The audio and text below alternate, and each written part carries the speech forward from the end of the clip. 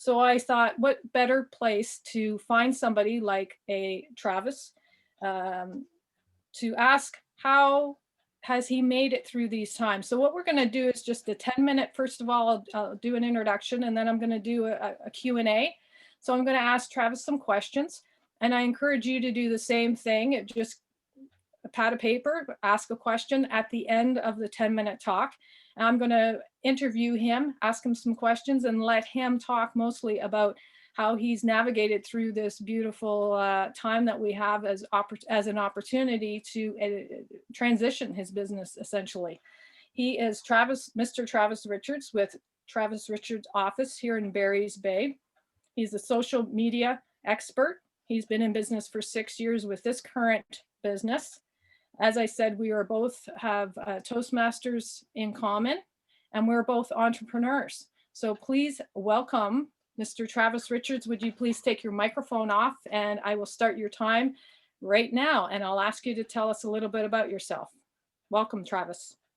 Thank you, Tracy. So my name is Travis Richards. I am a social media specialist by trade, and I am a fully licensed agency specializing in social media management, administration, social media auditing, and Google My Business listing management and administration services. So basically, I have clients all over Eastern Ontario and other parts of Canada that I see virtually by phone and in my office. Right now, where I'm living, Renfrew County is a green zone for COVID, so I am allowed to see people in office for in-person appointments. But I have enhanced screening, barriers everywhere. I've got all those precautions in place. But basically, I do management services for businesses. So for a client like a grocery store that I work for, I go in once a week and I take a picture of the product and I post it on their social media and I share it to various local geographical groups. I also do paid advertising through Facebook ads and Google ads, and I provide analytics services combined with those specialized service components. Cool. So a lot of those services that you offer, I'll go back to the Metro. I've noticed you recently started to post online photographs of their beautiful displays. Metro in Barry's Bay has one of the most beautiful displays I've seen in a long time.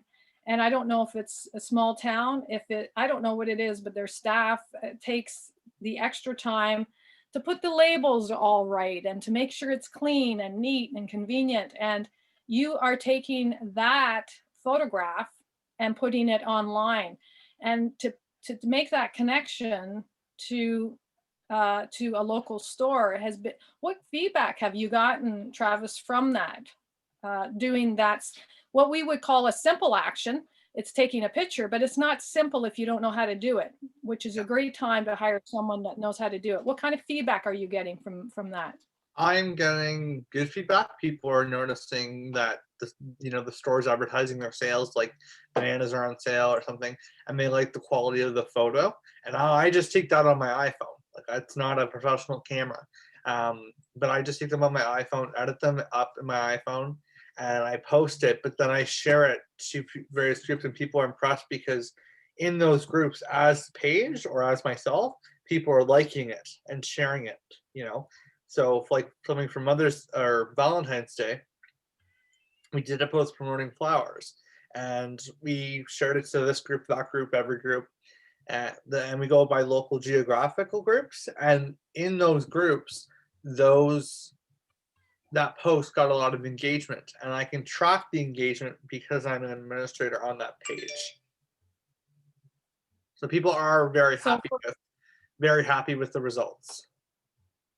So would you give an example of somebody that you would share? So you said Valentine's Day flowers, that makes sense. Yeah. You are you targeting a person that would likely be interested? Is that what Yeah. it's called, target marketing? Yeah, target marketing. So it's target marketing and digital marketing go hand in hand, right? Because you have when I'm running paid ads, I do target marketing, and I target people who live within a 50-mile radius, or have interest in this and this and this, or it's a very broad subject, but it is doable. So yes, target marketing, you have to you need to know who your clients are, and where they want service and stuff. So it's all goes hand in hand, target marketing and digital marketing, and yeah. So target marketing is something that, I studied in college decades ago, and we used to call it target marketing, direct marketing. Essentially, it's the same type of thing, but it's a digital version of it. So in other words, you're going to find that person who is looking for the buzzword of Valentine's Day to pique his curiosity. Oh, and then you're going to fill that void with, we have flowers. So you're presenting an opportunity to a buzzword to somebody that makes sense, Valentine's Day, and then you're providing a solution. Here we have fresh flowers. So you're completing the loop. And in marketing, we like to say we don't want to advertise dog food, for example, to a person who doesn't have a dog. It doesn't make sense. So completing the loop, target marketing is essentially, that's the way I like to say you're presenting a buzzword that makes sense to the audience, and then you're providing a solution. Does that make sense? Yeah. Cool. So I have a question for you. Tell me, what has been your best tool as an entrepreneur? What is your favorite tool to use in these times that we're facing right now? For me, it's Zoom. I'm learning this whole thing called Zoom, and I'm loving it. Uncomfortable with it, but I'm getting used to it. What is your favorite tool, and what has been your favorite part of technology, or your favorite tool right now? I would have to say that I do also enjoy the Zoom platform, because you can see the person virtually, and you can talk to them about what they need for various things. I personally enjoy the Toastmaster meetings on Zoom. Fran can vouch for that one. It's because we often have to drive a couple hours or an hour at least to get to a meeting, and even with my own business, we can meet with clients virtually, and we can have our own virtual backgrounds and filters, and it's a really new way of doing business, but I think it's the future of business. So I'd have to say Zoom is my favorite video conferencing software. It's a favorite platform. That's great. That's great. Thank you. I guess piggybacking onto that question, Zoom was such a new technology for me, and it was uncomfortable in the sense I did not know how to do it. I knew I needed to do it. Mhm. My secret to learning it was to find accountability partners, meaning people who knew how to do what I wanted to do, which was prolific or proficient rather at Zoom. So I found some people that did that well. And then I asked the most powerful question, which was, can you show me? Can you teach me? Can you help me? So that's my tool in learning something new, is to find somebody and ask the question. What did you do? How did you learn Zoom, in other words? Did you It, self-teach yourself, I, or? it was a bit of self-teaching, and then attending meetings online, where I would get a Zoom link and click join Zoom meeting. It did take some time to get used to, turning my camera off and on, and mic, and the famous quote for this last year was, "You're on mute." That's something we hear a lot in our Toastmaster meeting. In any meeting, you're on mute. I can't hear you. What? The whole ear duster. But yeah, no, it's I'm pretty much self-taught. But it's pretty straightforward to get to know Zoom. And once you're comfortable with it, you can do virtual backgrounds like I have, because right now I'm in the middle of packing, and so yeah. Cool. So one last question before I open it up to the floor for other questions from the group. Yeah. Toastmasters, very similar to the Entrepreneurs of Poor Credit. We met in person. Toastmasters is all about meeting in person, improving your public speaking in person with a live audience, and all that great stuff. What has been the biggest transition for you, or what do you want to say about going from a Toastmasters in-person format to going on Zoom? And if you had a choice going forward and you had a Toastmasters meeting, for example, next week to go to, and you got to go in person or you got to go on Zoom, what would you prefer and why? Well, I certainly miss the in-person meetings for sure. I'm a people person. I'm that human connection.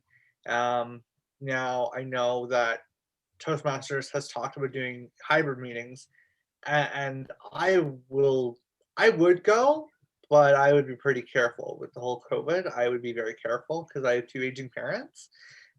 So if I could say there wasn't any COVID or pandemic, I would certainly go to an in-person meeting or a hybrid meeting even. But you have to take all those precautions in place. The social distancing, the mask wearing, the hand sanitizer. But if it continues to be on Zoom, I'm gonna be comfortable with that. I'm gonna have to be until such time that we can meet in person. But I do miss the in-person meetings, as Fran can tell you. So yes, I do miss the in-person meetings a lot because it was a chance to get out of my community and go to a meeting. Because we don't have a Toastmasters Club in Barry's Bay, but there is one in Pembroke. So, but I prefer the in-person, to be honest, even though we're in the middle of COVID. Do you get the same feedback and satisfaction from a feedback point of view when you give a talk on Zoom as the Toastmasters speaker, or is it Yep. different? Yeah, no, I get a good evaluation. Like in Toastmasters, you have mentoring, right? So if your mentor is evaluating you, um, it still is effective. Sometimes the in-person meetings can be more personal, like they just are more personal, but you still get a really good evaluation and really good feedback, even though it is virtually, because I've competed in contests over Zoom last year and this year, and not this year, but last year.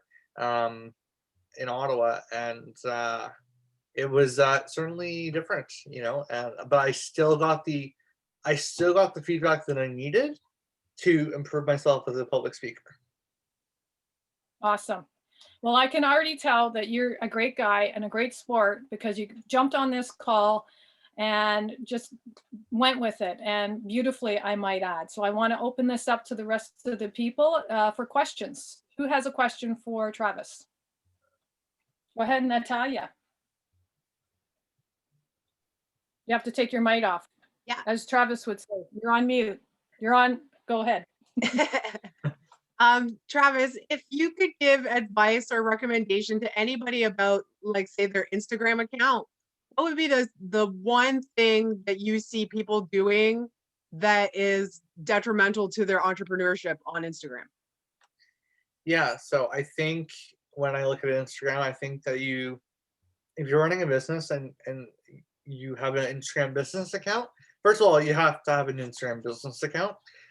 Second of all, to tie in with that one thing, using your brand, like your logo, your symbols of certification, or even your brand colors, like mine are purple, black, and white, right? And someone else might be red, pink, and blue. It all depends. Like, go with your logo colors. That's a good way to keep your audience engaged. On all my branding online, it's got my logo, it's got my Ontario symbol, and my Google symbol. So yeah, always keep your brand on tact. So basically, like, use your Facebook as your storefront. Basically. Wonderful. Thank Great you. advice. Yeah, beautiful Who else advice. has a Thank you. question? Yes, awesome. And I can attest to that because when I see purple, I think of Travis because his logo and his consistency and the branding of his TRO it keeps me bringing back, keeps me finding him. And when I see that color, it definitely works. Color is one of the best marketing tools that we have, but consistency is also what I'm getting from his messaging. We have time for one more question. Anybody else want to have a question? This is a great opportunity. You don't have to pay for it as advice. Yeah, I'm not charging this time. It's free advice. Anybody else?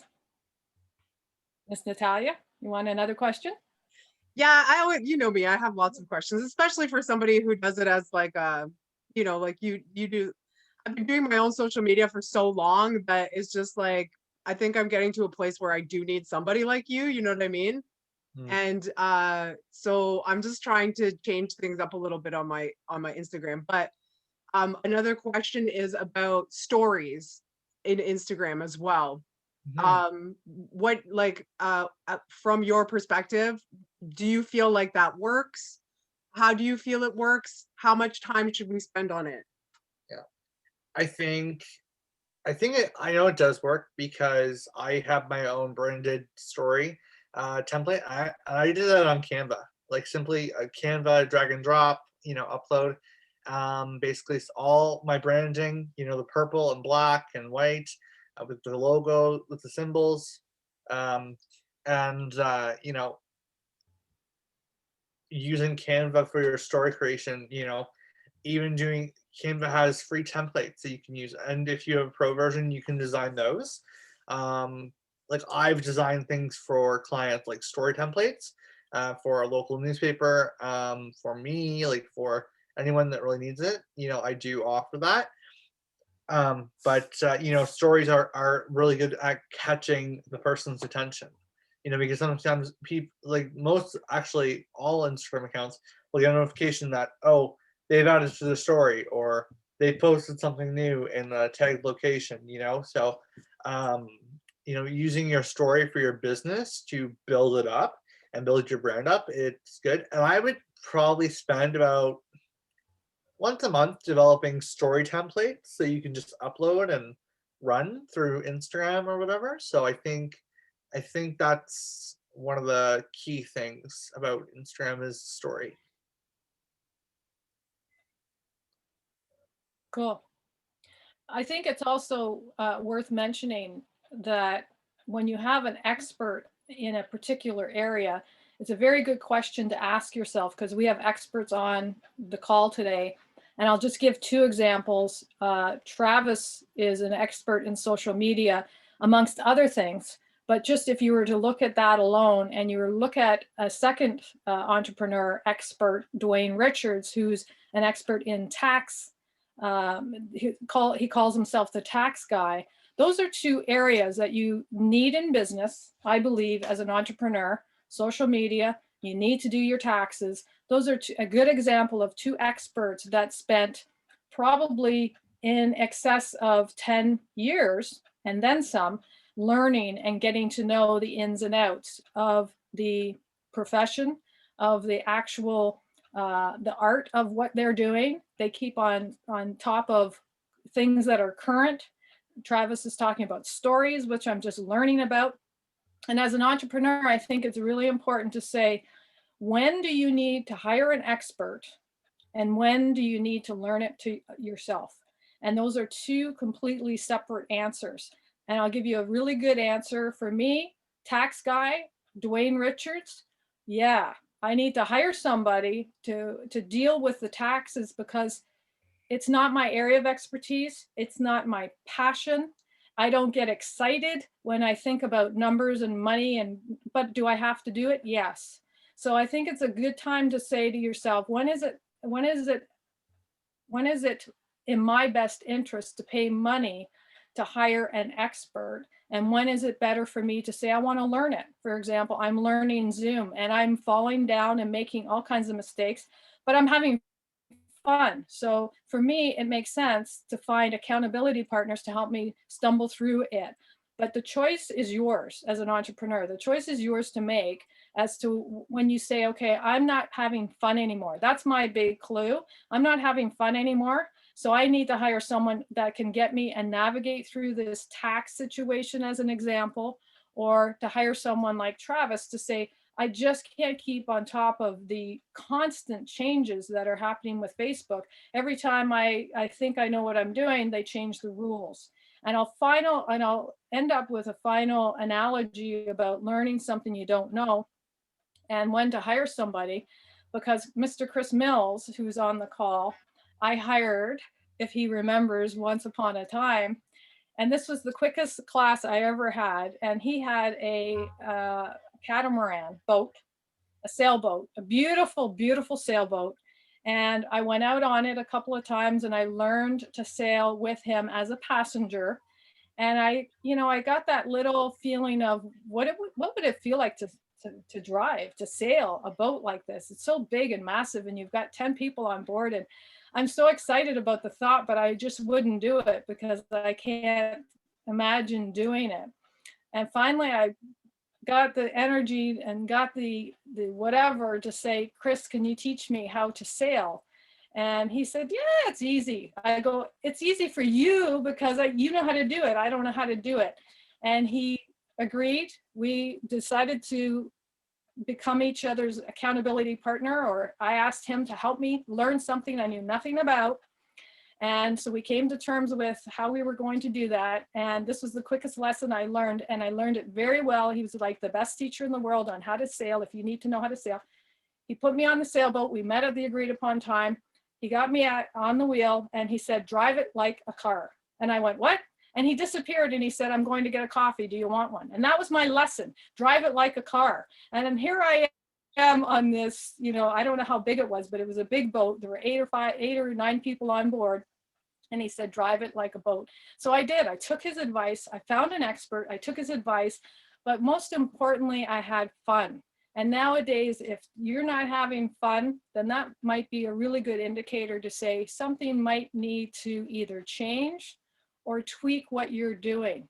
And this is why experts in your court are so important. If you don't know how to do something, make a decision, hire someone that knows how to do it, pay them, and just get it off your to-do list, or go through the fun process. Might be uncomfortable. Trust me, it was uncomfortable, Mr. Mills, when we were in Toronto Harbor and we got pulled over by the police, if you remember. That was a little uncomfortable, but we got through it. I have some connections, so we did get through that. So again, that's your decision to make, when to hire an expert and when to decide to go through and make that choice of, I'm going to learn it, and make sure that it's a bumpy road. There's definitely a bumpy road, but when you have good people in your court helping you, accountability partners. And lastly, I just want to say thank you, Travis. I know that you have a lot of people waiting for you. You're very much in demand. You have a 6-year and growing business. And we all really appreciate having you on the call. I've gotten a lot of questions about you, and feel free to network with each other. Everybody has their call to action, or their name at least, their brand name on the screen. Feel free to write down, connect with people, and just say, hey, I saw you on the EOPC call. You want to have a chat. I noticed that you're good at Zoom and I'm not. Can you give me a hand? Reach out to people, because that's ultimately going to make us happier and have fun during this time. And it's about to get, I think, a lot better. It's going to get better and better and better. And it definitely is better. Power of numbers. I can't tell you how great it is to see familiar faces, not old faces, familiar, wonderful faces. And on that note, keeping with our time, we've just got a couple of minutes.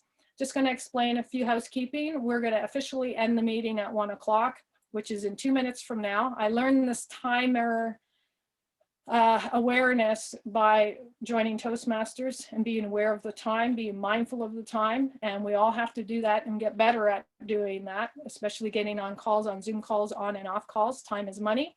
So at 1 o'clock, we'll officially end this meeting. But we do invite you to stay on for another hour or as long as you want. And what we're calling it is continuing the conversation. So it's really just a casual conversation. If you want to hear what we're all talking about, no agenda, just open conversation, come and go as you want. What I've learned to do just last week is take myself off video and put myself on my profile screen. So I'm still here, but you can't see me, but now you can. So I'm learning these little tips and tricks by staying on the call after the 1 o'clock time period.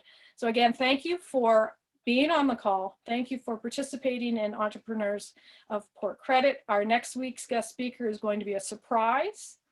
surprise guest. We will have somebody, and we'll have a chance for you to do your introduction as well, your opening introduction, and we'll have a time for announcements as well. So please come back back often. We love to see you, and I'll officially end the call at 1:00. Thank you. You can take your microphones off. Thank you, everybody. Take your microphones off. Stay with us if you like, and unmute yourself. AJ's gone. Oh, is everyone staying? Hey, I organized my calendar today, so I didn't let anyone book anything before 1:30, so I don't have to rush out today. awesome. Thank you, Dwayne. So are you taking on new customers, Dwayne? Because I've had 3 questions in the last week about, I need the tax guy. Where's the tax guy?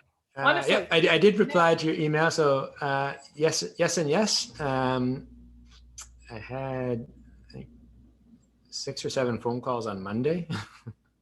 It's a good problem. A good problem to have. It's the good news is it's still a job, because we know a business is when your business works when you're not working. But the great thing is now seeing opportunities where probably by next year I'll be not necessarily subcontracting, but bringing on additional support, because there's lots of things, assistance I can have people help me with. You don't need to know anything about taxes. It's the data. Like literally, I spent a whole day going into CRA and hit refresh and update and bring in everyone's T4s and bringing in all the information from the CRA site into the website. I'm like my 16-year-old son could do that. Like, it's just like, Right. yeah. So the answer is yes. And now, I used to say I don't do corporate taxes. And as of Sunday, we actually have a corporate tax solution too. So if someone has a personal Canadian corporation, we actually have a solution, and affordable solution as well. It's amazing, like, not to undercut people or not to undercharge people, but it's amazing what people are being charged for, like, basic tax returns. And it's not robbery, but you're just like, but they're not giving you any advice. Like, they're just tax preparers. Yeah. I have to go, but thank you for having me. Yep. Thank you, Travis. Travis, thanks for coming. Thank you, Travis. Thank you. Bye. Thank you. Yeah. So now it's putting systems in place to make it scalable and then secure and across Canada. So we can do taxes across Canada. We still don't do, like, US based taxes. I have a colleague who's in the US that we can refer people if they're US people that need US taxes. I'm not about to open that can of worms yet. Maybe later, but not yet. Yeah. So when I'm coaching a new entrepreneur into not selling the idea, but convincing them the benefits of having a tax guy like yourself on their side, to have an official advisor, what I usually get is the same